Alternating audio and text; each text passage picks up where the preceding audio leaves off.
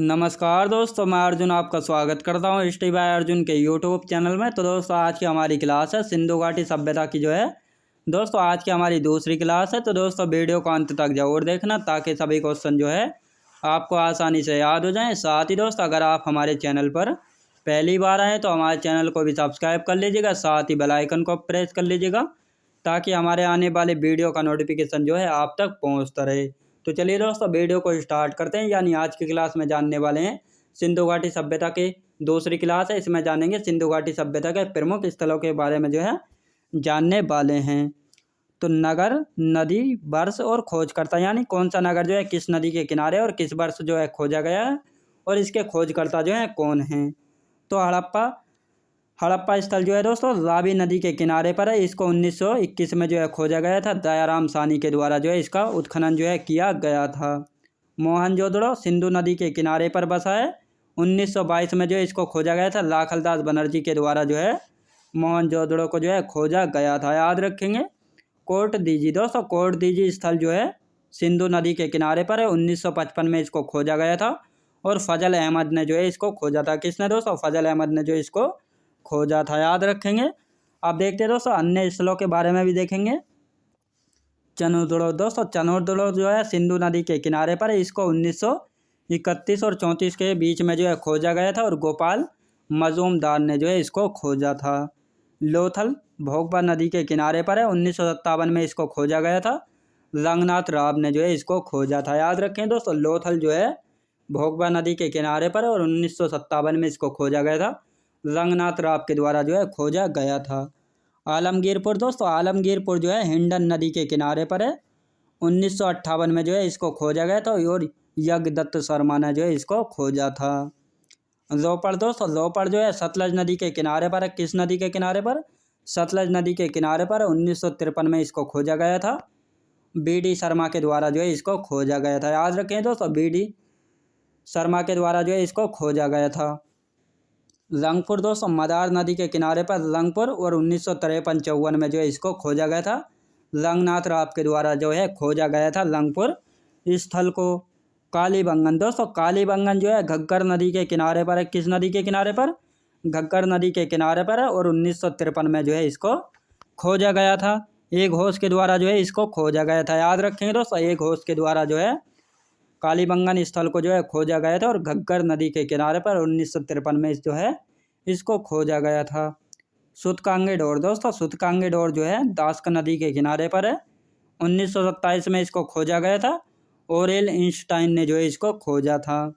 मांडा दोस्तों, मांडा जो है चिनाब नदी के किनारे पर है। किस नदी के किनारे पर? चिनाब नदी के किनारे पर। 1976-77 में जो है खोजा गया था। जे.पी. जोशी के द्वारा जो है इसको खोजा गया था। किसको दोस्तों? मांडा स्थल को, याद रखेंगे।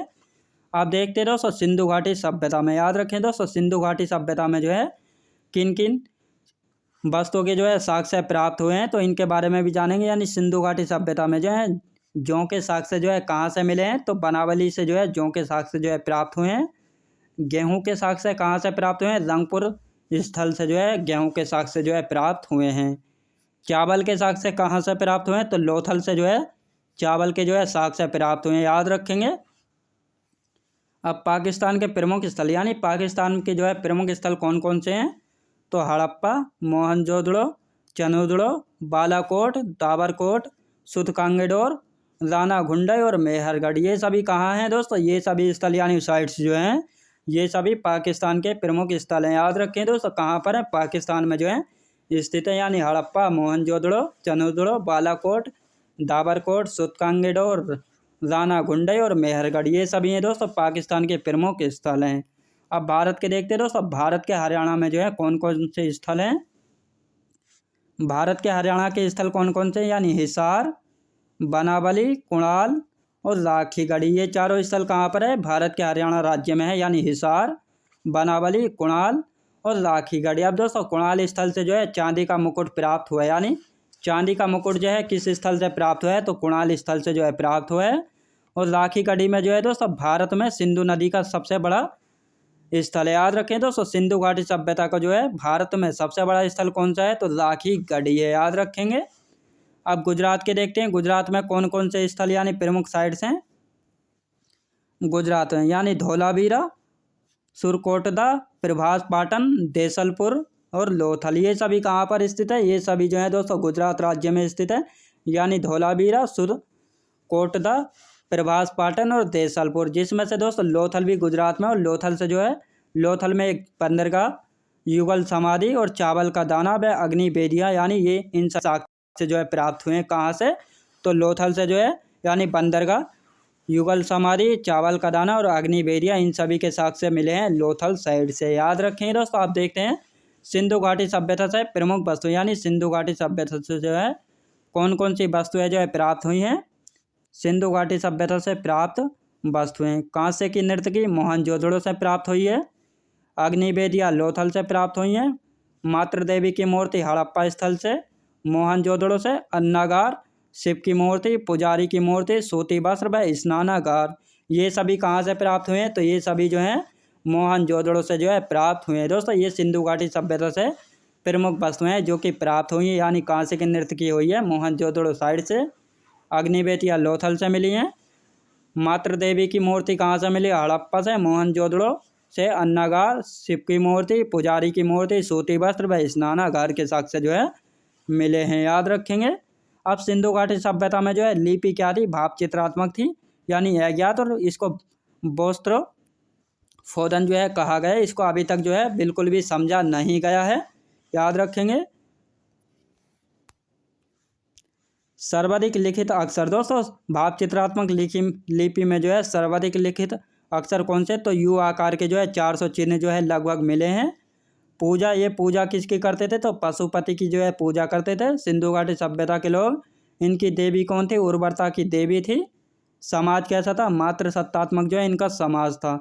यानी मातृ सत्तात्मक क्या होता है दोस्तों? ये जैसे आज वर्तमान समाज में जो है पितृ सत्तात्मक समाज है, यानी घर परिवार में जो है सबसे बड़े, यानी बड़े बड़े फैसले लेने का अधिकार जो है पिता को होता है, लेकिन सिंधु घाटी सभ्यता में जो है बड़े फैसले लेने का अधिकार जो है माता को होता था, इसलिए जो है इनका समाज मातृ सत्तात्मक था। ये मनोरंजन के लिए जो है शिकार करते थे और संगीत पर नृत्य। याद रखें दोस्तों, ये शिकार के साथ इनके मनोरंजन के साधन थे, यानी शिकार करना, संगीत और नृत्य। याद रखेंगे। तो दोस्तों मैं उम्मीद करता हूँ आपको वीडियो क्वालिटी, कंटेंट वगैरह सभी कुछ आपको पसंद आया होगा। पसंद आया हो तो लाइक, शेयर और सब्सक्राइब करना बिल्कुल भी ना भूलें। साथ ही दोस्त अगर आप हमारे चैनल पर पहली बार आएँ तो हमारे चैनल को भी सब्सक्राइब कर लीजिएगा, साथ ही बेल आइकन को प्रेस कर लीजिएगा, ताकि हमारे आने वाले वीडियो का नोटिफिकेशन जो है आप तक पहुंचता रहे। तो चलिए दोस्तों मिलते हैं नेक्स्ट वीडियोज़ में।